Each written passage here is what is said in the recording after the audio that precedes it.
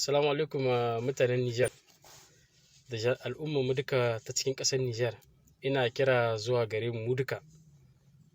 A wanga lokaci da ya tashi na siyasa, kingin mu kwanaki kaɗan aje zaɓe zagaye na biyu tsakanin 'yan takara guda biyu. To ina da kira, musamman kira zuwa ga matasa da 'yan Nijar duka ga latizawansu da matansu da yaransu. Su sa ga kansu mu ba ƙasar gwara ba ce. Mu Nijar ba ƙasar 'yan iska ba ce. Ita Nijar ba ƙasa ba ce wadda wancan daban zai iya tadda mana rikici tsakaninmu.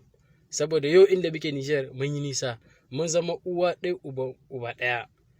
Al'adunmu sun zama ɗaya, komi namu ya zama guda.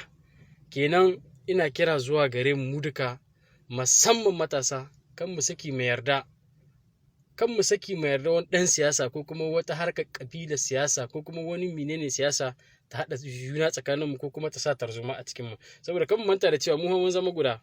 Nijar wa daɗinta kenan. Daɗinta tsakaninmu da gaba ɗaya babu bambanci ko ɗaya ko na minti ɗaya babu tsakaninmu. In kuka ɗauka ni buzu ne, kuma ɗan abalaka ne, asali na ɗan abalaka ne, amma na girma cikin Hausa, yadda nake jin ma daɗin rayuwa cikin Hausa, ban ma jin ta ma daɗi sosai da 'yan uwana na gida. Saboda mi? Saboda Hausa na girma cikinsu su ne ni, su ne su. Don haka ina da kira sosai musamman ga 'yan ƙasanmu 'yan Nijar, surtu na matasa. Lokacin siyasa mu aje hankalinmu, siyasa ba hauka ba ce. Mu ba arna ba ne, mu ba 'yan iska ba ne, mu aje hankalinmu mu yi siyasa ta hankali. Kan mu bari tsohon 'yan siyasa da wani can mai neman entere na kanshi, na rayuwar shi, na kanshi da kanshi, ya kai mu ga shege. Shege menene? Ka gaza ma huta zuwa aiki daga wurin gidanka. Abinda kuma bata kamata ya faru ba tsakaninmu Nijar.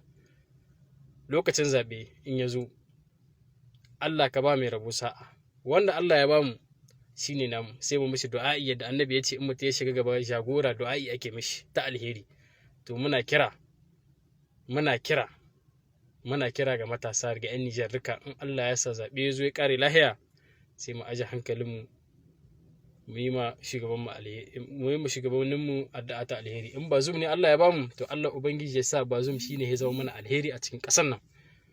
Amma Usman ne shi ma Allah ya sa alheri ne, kuma a musu biyayya. Duk wanda Allah ya sa gaba sai mu ƙaya mu mishi biyayya. Kan mu zama an gani kashe ni na siyasa. Don na ga alamun yanzu Nijar cikin halin da ake ciki ana so a kai mu ga irin waccan siyasa ta gwara. Saboda mutum ɗaya ko kuma ɗan ƙabilu ɗaya ko kuma ba ƙabila ba, ko ina so in ce ɗan mutum biyu ko ɗan mutum ɗaya, saboda in teran shi mu ɓata ƙasarmu. Don ka haza salam, Allah Ubangiji ya ba mu haƙuri, kuma Allah Ubangiji ya kama mana.